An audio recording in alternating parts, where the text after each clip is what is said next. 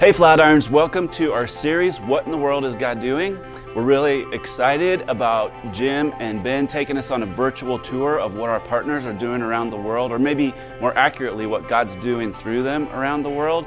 But it's not just about what they're doing, it's also about how we can engage with them in that. So please follow along on our social media, and we're so glad you're here with us.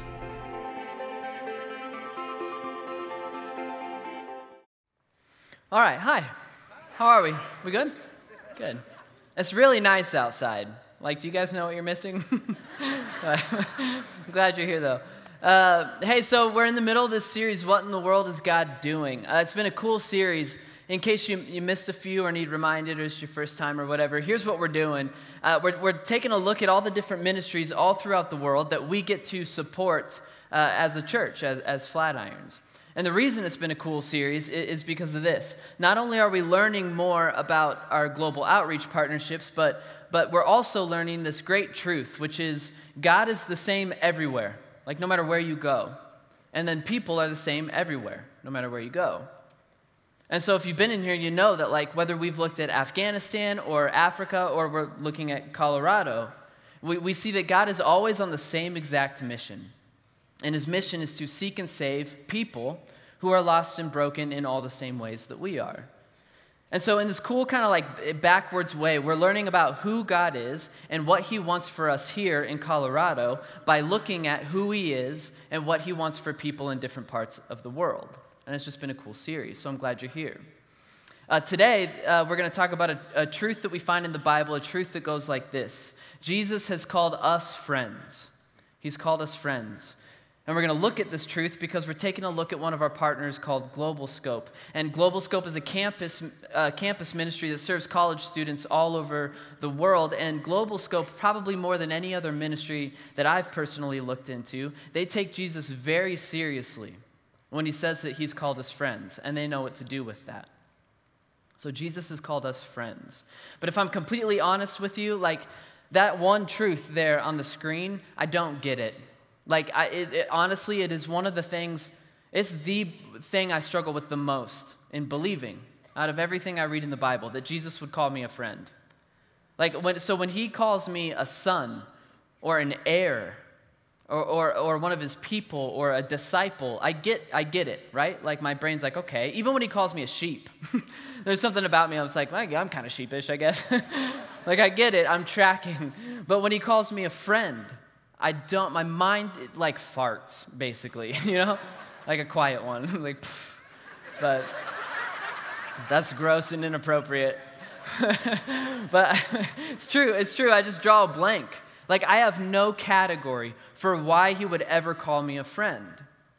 And I'll explain why I struggle with that so much, but for me to even explain that, first, let's just talk about friendship in general, like friendship with other people, because even that freaks me out, if I'm being honest.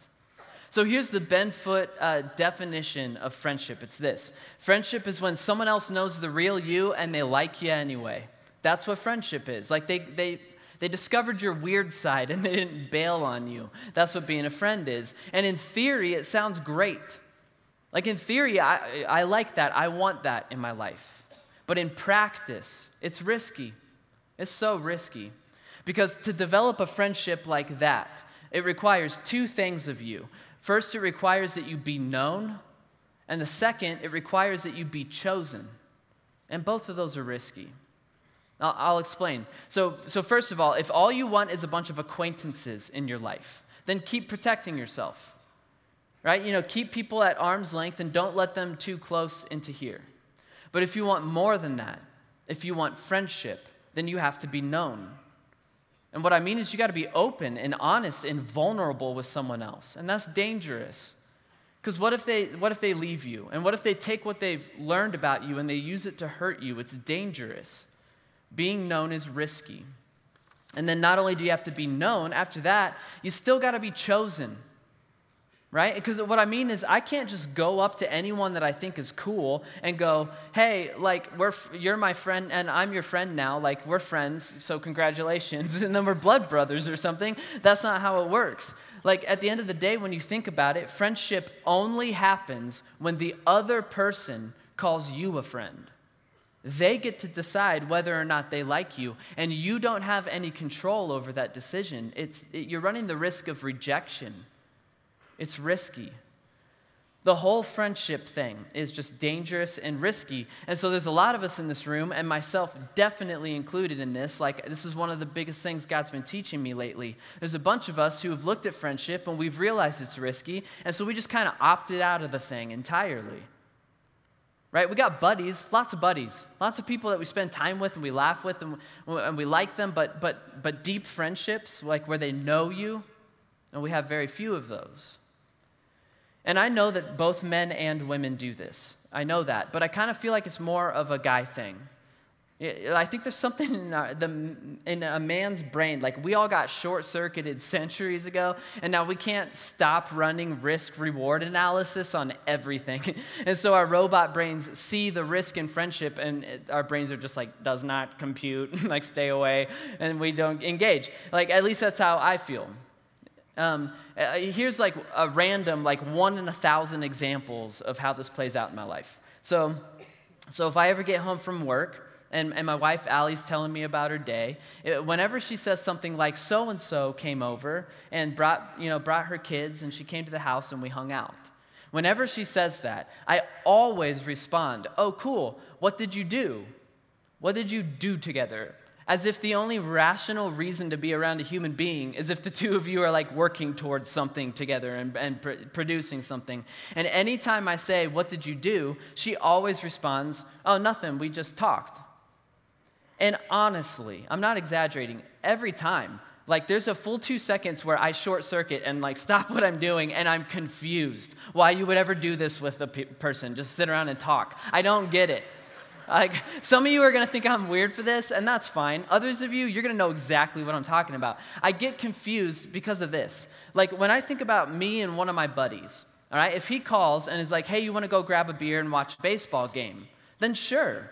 I would love to do that. I love baseball. Yeah, that's great. We're watching something, we're commenting on it, we're doing something together. All right, I like that. But if my buddy calls me and he's like, wants to come to my house and sit on my carpet and talk about our feelings at like 10 a.m. on a Tuesday like a psychopath, like, no, like, get out of here, you know? You're a serial killer. I'm too young to die. I don't want to do that. I don't get it. There's something in my brain that's like, no way. Like I don't want to be known. You know, it's too risky. You know, what if I say too much? Or what if I get honest and then they're like, okay, bye, Ben, forever, right? Like, it's too risky. Sounds good on paper. In practice, it's dangerous. So if you want to watch baseball, sure. Right? If you want to get to know me, you know, not so much, because I've been doing fine on my own, so I don't need to throw in messy friendships. Right? That's how I approach it. And if you resonate with that, if that's you and you do the same thing, then like me, I bet that you also have trouble believing that Jesus would ever call you a friend. Right? Because if we struggle with believing that other people could know us and like us, people who can only know as much about you as you let them know, well then of course we struggle with the idea that Jesus would call us a friend, because he knows everything. He's God. But according to the Bible, it's true. I'm trying to figure it out, but it's true. The Bible says that Jesus actually is dedicated to an actual friendship with us, like where he knows the real you and he likes you anyway. And so let's take a look at it. So this is like best outlined and described probably in John 15. In John 15 is Jesus talking, and he's talking to his disciples. These are the 12 guys that he's handpicked to like just do life with and spend all of his time with. And he's talking to them, and as he does, he gives a command. And he gives one command twice. And here's the command. So once in verse 12, he says this. He goes, my command is this, love each other as I have loved you. So love people in the same way that I loved you. And then again in verse 17, he says, this is my command, love each other. All right? And anytime you see the same exact command twice, like real close to each other in the Bible is making like a sandwich out of those commands. All right? And everything in the middle of the sandwich is going to explain what that command looks like in action, what it looks like when it's practiced. That's just a literary device that's used all over the Bible. I don't know what the technical term for the device is, but if it's not commandwich, I'm mad, because commandwich is cool. So Jesus commands us twice to love people in the same way that he's loved us. And then in the middle, Jesus describes the way that he's loved us, the thing that we're supposed to mimic. And he describes his love for us as a friendship. So he says this is Jesus talking. He says, I have called you friends. For everything that I learned from my Father, I've made known to you. And you didn't choose me, but I chose you. And what's crazy about that one small verse is in that one verse, we see all of the requirements for a friendship being met for us by Jesus. I'll explain. So, first of all, we're known, right? Because Jesus knows everything. And so this is the one friendship that actually isn't dependent on you being brave and vulnerable. He already knows you. And then not only does he know you, but he chooses you. Jesus says, I have called you friends. And he says, you didn't choose me, but I chose you. So Jesus knows us and chooses to call us friends. And so in that one small verse, without us having to do anything other than just say thank you and accept it, we see that Jesus has eliminated all of the risk that comes with a friendship so that you and I can cut right to the chase. We get right to the good stuff, which is Jesus knows the real you and he likes you anyway. We get to go right to that. He's called us friends. But then Jesus doesn't stop there, all right? So the rest of the middle of the command which, I'm going to try and get it started. So in the middle of the command which, he describes what his friendship looks like, all right? And I think he does this because I think that, people don't change in thousands of years. And so I think he's trying to explain that this friendship is different than him being your buddy or your pal or your bro or whatever. It's better than that. It's more powerful than that. And so he describes what his friendship looks like. And he says stuff like this. He says, greater love has no one than this, that he laid down his life for his friends. And so Jesus' friendship is self-sacrificing. Right? And yes, he sacrifices literal life for us on a cross, but everything before that and even after now today, he sacrifices everything else for us. Time and energy and emotion. He sacrifices that on behalf of his friends. He gives himself away for us. So Jesus' friendship is self-sacrificing. He also says this. He goes, I no longer call you servants because a servant doesn't know his master's business. And so he says, hey, I'm going to make myself known to you now. I'm going to open up and let you know me. And so this isn't a servant to master relationship. This isn't a relationship where it's like, hey, you don't get to know me. All that matters is what you can do for me. And we have trouble picturing that, right? Because first of all, church almost never talks about it that way, right? Most of the time, church talks about what you have to do for Jesus. And then second of all, this concept is at the root of all of our relationships, even the most healthy ones. We're getting something out of it, right? Whether that's love or support or encouragement, wisdom, whatever, we're getting something out of it. But Jesus, he says that he is the one who serves his friends, not the other way around. And maybe that alone is enough to blow our minds for a week. That's not how we typically picture it. Your relationship, your friendship with Jesus is not about what you can do for him. Instead, it is about what he has done and will continue to do for you. And so this is the only friendship you'll ever have that is wholly, purely, entirely, 100% for your sake. And then the last thing he talks about in the command which to describe his friendship is this. He explains the defining trait of his friendship. And it goes like this. It's in that first verse we read. He says, I've called you friends. And then everything after this is how he's called you friends and why. I've called you friends for everything that I learned from my Father, I've made known to you. And so the defining trait of a friendship with Jesus is that Jesus makes the Father, God, known to us. He shows us what God looks like. All right? He doesn't guilt us into it. He doesn't shove it down our throats. He doesn't whine and beg and plead for us to know God more. He makes God known to us through his friendship. That's Jesus' friendship toward us. And I know it's a lot of information in a really short amount of time. So let me take all those different pieces of Jesus' friendship and kind of summarize it into one thought. Here's what Jesus' friendship looks like. Jesus sacrifices himself for our sake so that we can know what God looks like. That is what it means when Jesus says he's called us friends. Now, so for the rest of our time, we're going to spend it a little bit differently. Because we're going to sing and dance together. I'm just kidding. I just wanted to see how quiet it got. It got super quiet. I almost believed it and left. I'm out of here. It is a little different, though, because here's how I'm going to spend the rest of my time. I just cracked myself up. So I'm going to spend the rest of my time talking to Christians, all right? I'm going to ask a question to Christians. And so if you're the person in the room and you've not put your faith in Jesus, you're just kind of here to see what all the fuss is about, first of all, I'm glad you're here. Like, I was in your shoes when I came here for the first time. And you can belong here before you believe. So I'm glad you're here. And second of all, you're kind of off the hook for the rest of the day because I'm going to talk to the Christians. All I would say to you is this.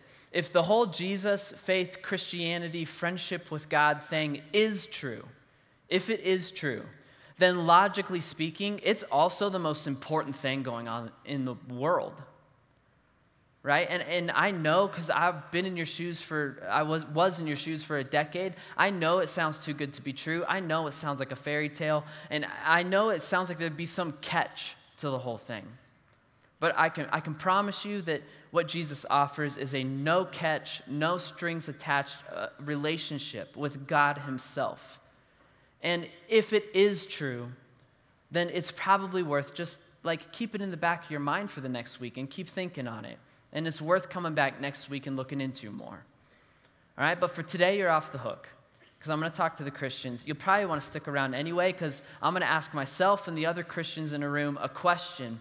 And it's one that you've been probably dying to ask us anyway. You just didn't want to be rude, you know?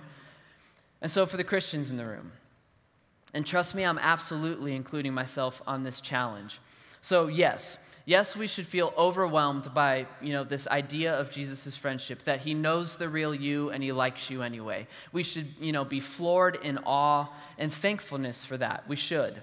But we're not allowed to stop there because it's a command witch, and we have a command, and we can't forget it. The command is to love other people in the same way that Jesus has loved us. And now that we understand that he talked about it in light of friendship, we could phrase our command like this. Christians are commanded to be great friends.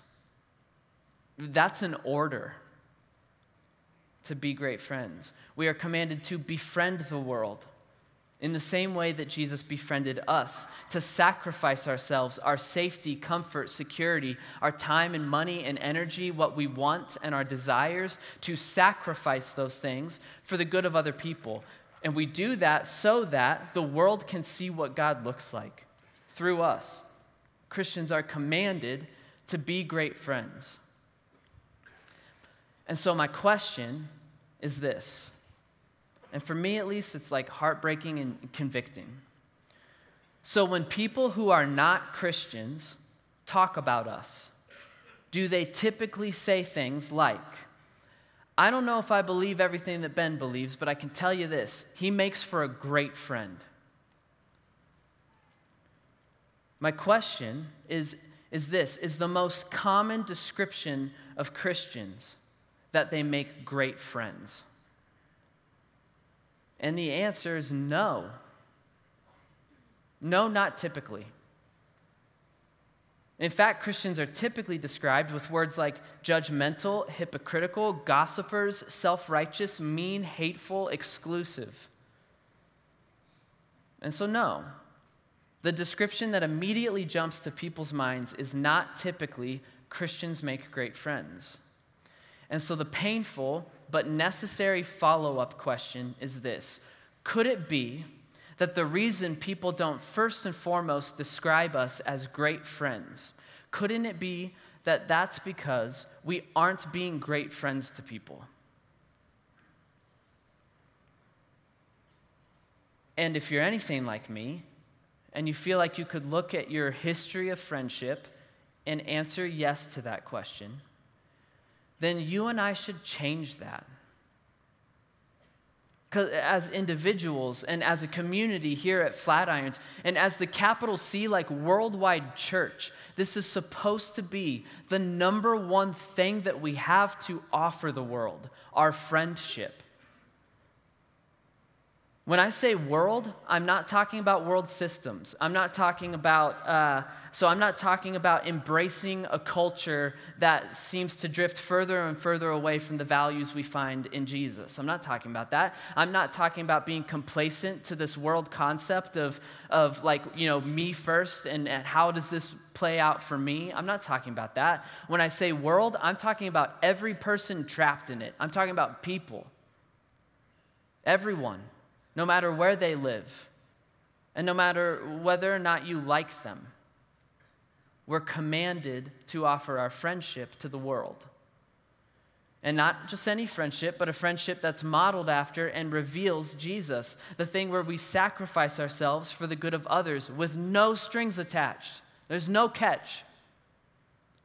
We just like people for who they are right now, not who we hope they'll become.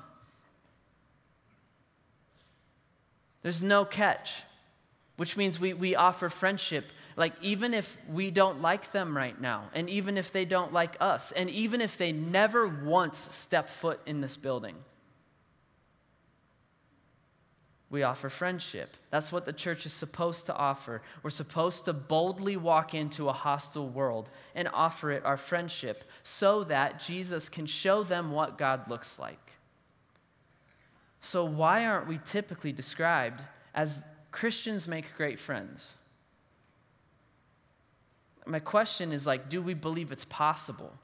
Do we believe that Jesus could use broken people like us to do that? Or I guess my other question is, do we think that Jesus being displayed through literally only our friendship, do we believe that's enough?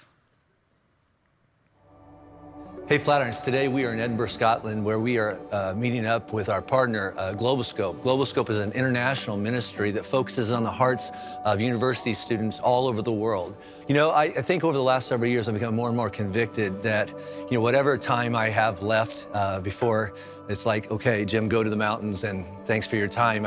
I know that I'm supposed to be spending my life, my bandwidth, not just teaching at Flatirons and not just doing what we're doing, but investing in that next generation. Globalscope does that well, and they are that first wave of introduction to who Jesus is. I'm standing right now in one of the oldest churches in Edinburgh. We met the priest when we came in. He pointed out that this building is older than the United States has been around. Some of the statistics say that Scotland, I think is pretty typical of most of Europe, is that those who call themselves Christian, it's less than 5%. In the conversations we're having with some of the staff people here at Globalscope, we asked the question, why is that? There was a time, I think, in human history where out of fear of hell or rules that you have to live by, or you get hit with some, divine stick or something like that, that was enough to keep people in line. And over time, that has been replaced by better questions. Why is that important? What difference does that make? What difference are you making in the world? Why do you care about me and why should I care about that? Those are the questions that are hard questions. And a lot of times we avoided it and just accepted the answer just because, right? And now people are asking, I think, better questions. And if the answers don't come back in a good and reasonable way, people will just tap out and say, I'll look for something else. It's happening in Europe, it's happening in America, it's happening across the world. But God is still there, working through things like Globalscope to say, I'm here, I love you, I'm not afraid of your questions, and I do want a relationship with you. And the people that are coming and sticking are finding that relationship, sitting around a table, having coffee, having a beer, whatever that is, and then that transfers over. If these people care, maybe God cares as well. It's So I went to school in Tübingen, Germany, which also has a Globalscope ministry, and it's called Unterwegs. And I had some really bad experiences when I was in high school with Christians who were very hateful towards me and towards my family too. I thought, this is what, if like people want me to be like this, to be a Christian, I don't want anything to do with it. Right. And when I came to uni, I was in a place kind of like Laura, like I had been looking for people that were just my people and hadn't found them. And it's a big university, and I was just like lonely and lost and needed community, and Unterwegs was that community. And after a while, I started asking myself, what is different about this? Like, why are people not gossiping here? Why are they so nice all the time? What's the catch? Or what's the reason? Right. And I realized after a while, I think it must be their faith. I think it must be God or something. And I couldn't explain, but I wanted to know. And it hasn't been like, it's been like a journey that took a while. And there's no like point in time where I could say, oh, this magical thing happened and now I'm a Christian. It's like a thing that came slowly, but I'm very glad for that because I think it like built a really strong foundation. I think that so much of what Globalscope does is through actions. I think that the fact that they create these communities that just bring people in, make people able to be who they are, feel truly loved for who they are. Like, yeah, I was one of those students who came in completely lost, this like quiet being who a year later got baptized. I stand up and I do talks, I run small groups. And I think just being able to be a part of these students' lives is really, really important. It's worth supporting because there are so many students out here that are just like I was, like they have hardened their hearts towards Christianity, and it takes a long time to soften that, and it takes like a lot of patience and a lot of, we're not gonna like spring God and Jesus on you. We're gonna let you be and like give you a home and give you community and give you what you need and give you love and wait for you to come to us, because that is how it worked for me. That is how it has worked for so many students. And it's something that I haven't seen in any other ministry like we do it.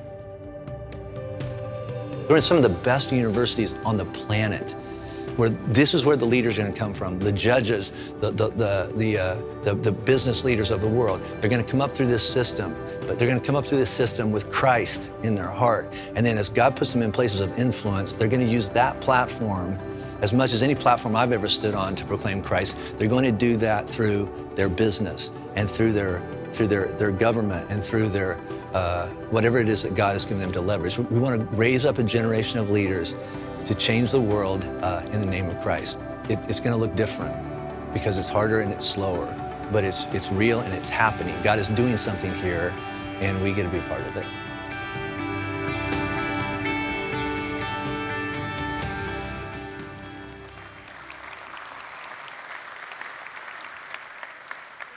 Yeah, so I'm going to talk a little more about Globalscope's like vision and passion and why they do what they do. But I need you to keep this in mind. I need to say this now. As I'm talking about it, if your heart starts to beat faster, then please get on our website, like /Globalscope. You can find out more information there, how to support them, how to help.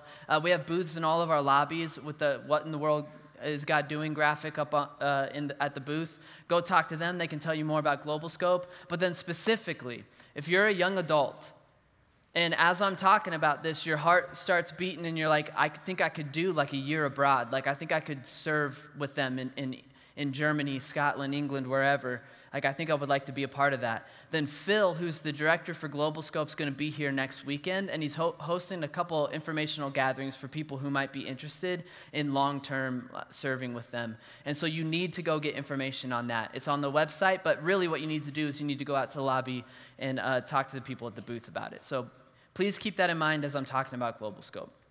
So what is the vision and direction of Globalscope? Earlier this week, I'm talking with Stephen Krieger. He's our Longmont campus pastor, and Longmont lucked out. He's a super great guy. But I'm talking with Stephen because Stephen and his wife, Hillary, they actually served for 2 years with Globalscope in England, in Birmingham. And so Stephen is kind of telling me about his time with Globalscope, and he keeps talking about these deep friendships that he built. And, you know, to be completely honest, I'm basically keep interrupting him and essentially going, Stephen, it's cool that you made friends, but what did you do, right? Like, you know, just like me and Allie, like you had a friend over, cool, what'd you do? And Stephen was patient with me, and he would give me, anytime I did that, he'd give me an example of some sort of event that they might have run. But eventually, the conversation always came back toward Stephen sharing Jesus with people through friendship. And so he would talk about these like year-long relationships, you know, like he was there for 2 years, these relationships that he put everything into and got nothing out of. And he would talk about these like great unexpected questions about God that would finally come from some student that he never thought would ask. Or he told me a story about a buddy who was going through a really hard time, and so Stephen was like, hey, would you like want to go read through the life of Jesus? I think it could apply to a lot of the stuff you're talking about. And the guy finally said yes, and then he eventually believed. He would tell stories like that. And I'm listening, but of course in my mind, I'm like, Stephen, like cut to the chase, dude. Like, what do you do? And I kept thinking that until Stephen said something that kind of made everything click for me. And he was quoting his wife, Hillary. And so Stephen's telling me about what Hillary claims to be the number one, like the best thing she learned through Globalscope, which is this. She learned to change her idea of what it means to be a Christian. And here's how being a Christian changed for Hillary. Here's how she describes it. As a Christian, I don't have a job to do. I have a life to share. That's wisdom. It's pure gold. Like that's the screen to take a picture of. It's John 15. That's it. Christians, we don't have a job to do. We have a life to share. And when Stephen said that, it finally clicked with me. I finally realized that friendship isn't some nice, like unexpected byproduct of some other thing that Globalscope does. Instead, friendship is what Globalscope does. And sure, they do other things in the way that I think about it, especially after talking with Stephen. They do a lot. They host countless events. They start and run and maintain these environments at universities all over the world. It's a full-blown like organization. There's lots to do. But everything they do serves the end goal, which is making God known through deep, authentic, Christ-like friendship. That's what they do. And so Globalscope, they've settled in near university campuses all over the world, and they've created these environments that students are drawn to. They just want to be there because it's cool, and there's nice people there. And then the people with Globalscope, they're open and honest with everyone that walks through the front door about their faith. It's just that they're not abrasive about it. And they talk about Jesus. Like, as I was learning from Stephen, it turns out I was kind of shocked about how often they talk about Jesus and don't lose people. It's because they're not being weird about it. That's what Globalscope does. Globalscope believes that people are more likely to enter into a friendship with Jesus if they've first seen a shadow of how good that friendship could be on display through us. And they're right, and it works. Laura and Hannah, the two women interviewed in that video, they now work for Globalscope. But years ago, when they were lost and lonely and broken and hurting, they didn't go looking for Jesus. They went looking for friends. And at Globalscope, they found both. It works. And it works because we see Jesus doing this for the majority of his life, like 99.9% of his life. When you think about it, until the cross, friendship was the primary arena in which Jesus made the Father known. He was just a good friend. He just hung out with people. He would walk through the streets and go find social outcasts and sit and talk with them. And he invited strangers and enemies to dinner. He asked great questions, and then he listened so closely to their answers. He went to funerals, he went to weddings, he went to parties. He was a good friend. In fact, he went to so many parties that he was even accused of being a drunk. It wasn't true, but he didn't care what people were saying or thinking about him, because Jesus knew that in those moments, at those parties, what people needed more than a lecture on sobriety or a guilt trip or definitely some weird impromptu party Bible study, what he knew that they needed more than all of those things was his friendship. And so that's what he offered.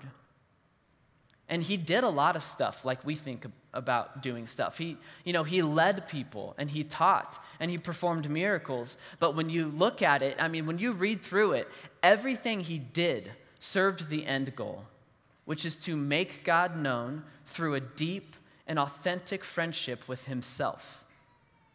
He had a life to share. Jesus knew that, and Globalscope knows that, but do we? Do we take it seriously when Jesus says Christians are commanded to be great friends? And if we haven't taken that seriously, but we want to, like myself, then what does that even look like? I want to share with you what I think it looks like, and then we're going to get out of here. Because I think it looks different than what we typically imagine. So usually when we imagine that we have to share the life of Jesus with people, we usually don't end that thought by sharing it through our lives. We don't put that at the end of the sentence. We just think we have to share the life of Jesus and we don't know how. And so we imagine that we got to go knock on doors and pass out free Bibles or something, and that just feels like it would be awkward and unnatural because it is, And so we don't want to do it. We get freaked out and we're like, I guess that's not for me. I'm not going to do that. But what John 15 teaches us is that it's way more natural than that. What John 15 teaches us, Jesus says, sharing the life of Jesus simply happens by sharing your life with other people, because your life is being transformed by him. And that's it. It looks like friendship in the way that we've talked about it. This thing where we share our lives by sacrificing ourselves for the good of others so that they can see what God looks like. It looks like just being great friends. And that should happen in at least two ways. All right, the first one is individually. I should be a great friend to everyone, even if I don't like them, that is in my, personal circles of influence. And you should be doing the same thing. We should do this individually. But I can't stand on a stage and give you practical next steps for that, because I don't know your dynamic. I don't know you and your relationships. I can't tell you what that looks like. You got to figure that out on your own. I would say just take a picture of that screen and then keep your eyes out for ways that you can share your life with other people. So we should be doing this individually, but that's not what I want to talk about. That's not how I want to end today. Instead, I want to end with this truth. We should also be doing this as a church, as a community. So Flatiron's community church, it should be a great friend to the cities that we live in. And I do know what that could look like, and it's something that we get to be a part of right away next weekend, because next weekend is our food drive. Now, okay, so we've done the food drive for years. It's been over a decade now, which kind of blows my mind. But we've done it forever, and so on the one hand, that's great. On the other hand, I'm afraid it kind of becomes this thing where we know the drill. All right, at least that's how I felt for a couple years, right? It's we know that we're going to go through the doors when we leave. We get a grocery bag with a food list stapled to it. You buy some groceries, come back next week. There's a big pile in the lobby. It looks cool. All the food gets donated to food banks and food pantries all over Denver. We know the drill. We've done it before. We'll do it again. But if that's our mindset, we're missing an opportunity to practice what we preach. So let me pitch to you what the food drive is actually all about. And I'm passionate about it because student ministry leads this thing. And I used to get to be a part of student ministry. And so I'm very passionate about it. Here's what it is actually about. And we should wrap our heads around it. It's a chance for us as a church, as Flatirons, to put our money where our mouth is, basically. And to prove to our cities that we really do desire, even though we suck at it sometimes, and we know that, we really do desire as a church to be a great friend to Lafayette and Aurora and Denver, to West, to all the places that we serve. We really do want to be a great friend. It's our chance to prove it. And just like Globalscope and just like Jesus, this is something that we can do together as a community in order to serve the end goal, which is to build relationship with people. and to build a friendship that shows what God looks like. And so let me challenge us with something. All right, so I think it's easy to forget when we're in here every single weekend. But you and I, we should never forget that we are a massive church. We shouldn't forget it. So the youth group alone at Lafayette is bigger than I think it's 95 or 96% of the churches in the world. We are a massive church. Tens of thousands of us come here to 5 different campuses in 5 different cities. Even more of us gather in homes in places everywhere from California to Australia to South Africa. It's shocking what we keep finding out. We're a massive church, and the size of our community affects the volume of our voice. So just due to the sheer number of people who come here every single week, our actions speak loudly. And so there are people who have not walked in here yet and do not believe in Jesus, and they are basing their opinion of Jesus on our church because we're loud. And so if we do this poorly, we send a bad message to people. If we do it well, we send a great message to people. An example of this would be back in December when you and we pitched in whatever cash we had in order to buy cars for single moms and families in crisis. That action spoke loudly, and entire cities turned their heads. People turn their heads to what they think is that orange sticker church, right? But they're turning their heads towards Jesus, and they're going, maybe those Christians aren't so bad after all, and if that's the case, maybe Jesus isn't so bad either. And I guess what I'm trying to say is that God has given us a gift that we never really asked for, which I'm thankful for. And we never really think about very often, which I'm thankful for. But still, he has given Flatirons the gift and responsibility of volume. Meaning, whenever we get our tens of thousands of hearts beating in sync with God's heart at the same time, God just does this thing where he cranks the whole thing to 11. And we get is loud. And I love that, and I don't believe that God gave us this gift of volume so that Flatirons could be famous. Screw that. I don't want any part of that. I believe he gave us the gift of volume to make himself famous.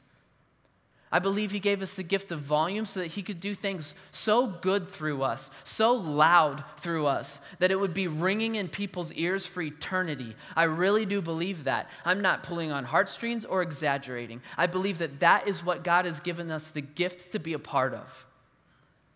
And I don't know about you, but I don't want to be quiet when he gave us the ability to crank it to 11. And so I'm going to ask the same question that Jesus did. What greater love is there? How could it get better than to sacrifice ourselves on behalf of others? Or in our case, in the context of what we have the opportunity to be a part of next weekend with the food drive, the question is this: what greater love is there than to buy out King Supers until the shelves are empty? Right? And in case you don't know me well enough to know how crazy I am, I'm not kidding or exaggerating when I say that. I mean it literally. What if we clean out King Supers? Do we realize how many people would turn their heads back toward Jesus? Do we realize how many people might walk through these front doors for the first time and hear about Jesus for the first time only because they first walked through the doors of a grocery store that looked like it had been to the post-apocalypse and back? So, what greater love is there than that to display to our cities? And how long would that act of friendship, that act of Jesus, ring and echo in our city streets? And what greater love is there than to get together with your friends or with your small group and include the people who don't believe Jesus yet? And you pitch your money together and you rent a U-Haul and you go to the grocery and you fill the thing from top to bottom. Seriously, what greater love could be displayed to our cities that when they're driving by, mad about the traffic, all they see are U-Haul trucks? They would turn their heads back toward Jesus. How long would that ring and echo in our neighbors' ears? And what greater love is there than to ask every single person in your office, like, could you be willing to donate 1 bag of groceries or 2 or 3? And then when they ask you, why are you doing this? You get to share the life of Jesus with them through your life. You get to put on display exactly what it is that God looks like. What greater love is there than that? And how long would that ring and echo in your company and in your cubicles? I would say eternity. That's what the food drive is supposed to be about. That's what we should get to be a part of next weekend. It's this gift that comes with a responsibility that God gave us. It's an opportunity for us to crank it to 11 and shout to our cities, we come in friendship. And so does our God. He comes in friendship. I was talking to Jim about this concept yesterday, and he said this. He goes, with our potential level of volume, just because of the sheer numbers here, like when we do stuff like we did in December with the cars and what we're about to do with the food drive, just because of the sheer numbers, it's loud. And so he said, with our potential level of volume, if we could become the church, if Flatirons Community Church could become this place where people look at us and describe us as, you know, they are friends to me in the way that I could imagine Jesus being a friend to me. If Flatirons could be described and be known as that church, Jim said, like, we couldn't build campuses fast enough. We couldn't contain what God would do through this place. And it's true.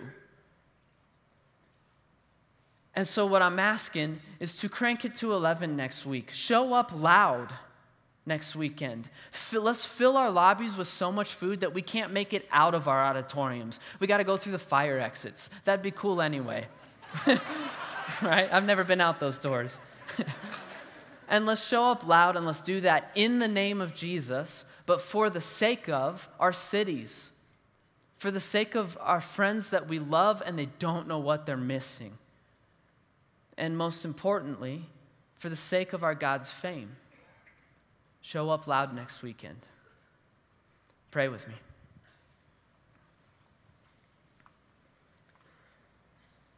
All right, so God, this friendship thing, like, you know, I'm having trouble with it. Like, I can wrap my head around it enough to teach on it, but it's so hard to believe in my heart and feel that, like, you would actually know the real me. You know me better than I know me. You know the stuff about me that no one knows. And you like me. I can believe that you would know everything about me and die for me, and you would still be my king, and you would still be my Lord. I struggle with believing that you're my friend and you like me, like you enjoy my company. God, what I'm asking for is for us in the room to, like, catch that somehow, teach us that somehow, prove it. God, what I'm also asking for is to break our hearts in the way that your heart is broken. Like, help us to see people the way you see people. When they frustrate us and when they make us mad, help us to see them the way you see them. The strangers on the street, help us to see them the way you see them. God, help us to understand as a church, as a community, that you've given this gift of volume to. Help us to hold on to that, to take it seriously, to honor you with it for your fame and for your glory. Help us to understand this thing where, like, there are people who need you, but they don't know it yet because right now all they need is dinner. It's all they can think about. God, help us to meet that need so that you can be made known to our world and do that through us. We would be honored and we'd be humbled if you do that through us. And we pray that that's what happens next week and the week after and after and after. God, make yourself famous through us. We love you and we pray this in your son's name, Jesus. Amen.